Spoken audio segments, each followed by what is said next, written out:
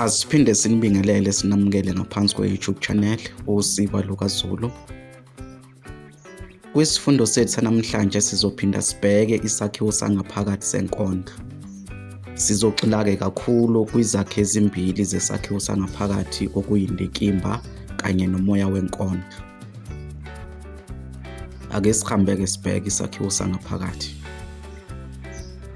Uma ngabe sikhuluma ngesakhiwo sangaphakathi senkondlo, lesi kuyisakhiwo esisivezela izimpawu zenkondlo ezicashile noma esikwazi ukuyiqonda emva kokuba inkondlo sesiyifundisisile. Uma ngabe-ke sihluza isakhiwo sangaphakathi senkondlo, nazi izinto esisuke sibheka. 1. Sisuke sibheka imifanekiso mqondo, bese sike sakhuluma-ke ngemifanekiso mqondo embukisweni wangaphambilini.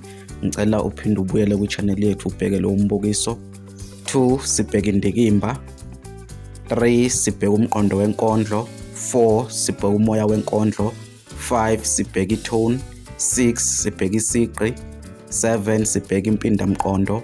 8. Sibheka uhlobo lwenkondlo. 9. Sibheka umlayezo.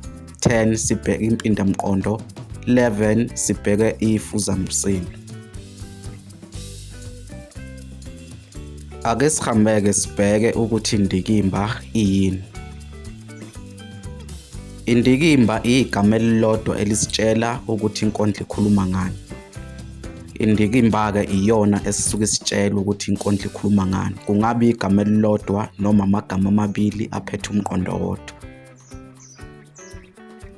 Indikimba-ke ingumgogodla noma ingingqikithi yenkondlo, isethulela umqondo ophelele wenkondlo. Sekuqondeni-ke indikimba lapho esazi khona ukuthi imbongi kungani isuke ibhale inkondlo leyo. Indikimba yenkondlo kungaba uthando, ukuhlupheka noma ukufa. Iba yimbangela yokubhalwa kwenkondlo. Indikimba-ke sisuke sibheka njengoba sishilo ukuthi sibheka ukuthi inkondlo ikhuluma ngani. Inkondlo ingakhuluma ngothando, ukuhlupheka noma ukufa. Okuyikona okusuke kuyimbangela yokubhalwa kwaleyo nkondlo. Okusho ukuthi uma ngabe sibheka noma sesiyifundisisile inkondlo, siyayisibheka ukuthi ikhuluma ngani. Mhlambe imbongi beyikhuluma ngothando, ebese sisho ukuthi indikimba yenkondlo uthando. Ake sihambe-ke sibheke umoya wenkondlo ukuthi wona uyini. Umoya wenkondlo-ke isimo noma umuzwa imbongi esuke kuwo ngenkathi ibhala inkondlo. Umoya wenkondlo-ke iwona esithulela ukuthi imbongi isuke kumuphi umuzwa ngesikhathi ibhala inkondlo. Umoya wenkondlo-ke siwuthola ngokulandela amagama asetshenziswe imbongi asivezela imizwa nemicabango yembongi. Uma ngabe-ke sisuke sihluza inkondlo sifuna ukuthola umoya wenkondlo, siyasilandela amagama asetshenziswe imbongi okuyiwona azosivezela ukuthi ibikumuphi umuzwa imbongi ngesikhathi ibhala. Mhlawumbe uma ngabe imbongi sesimeni sosizi, kunamagama athile ezowasebenzisa akhomba usizi.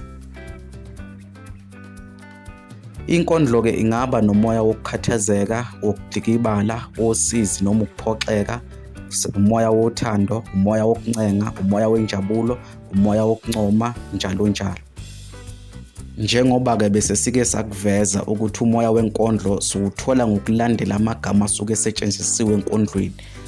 Uma ngabe mhlawumbe umoya wenkondlo umoya wenjabulo, siyayisibheka amagama esingawayamanisa nenjabulo ukuze sithole ukuthi imbongi ibisesimeni senjabulo.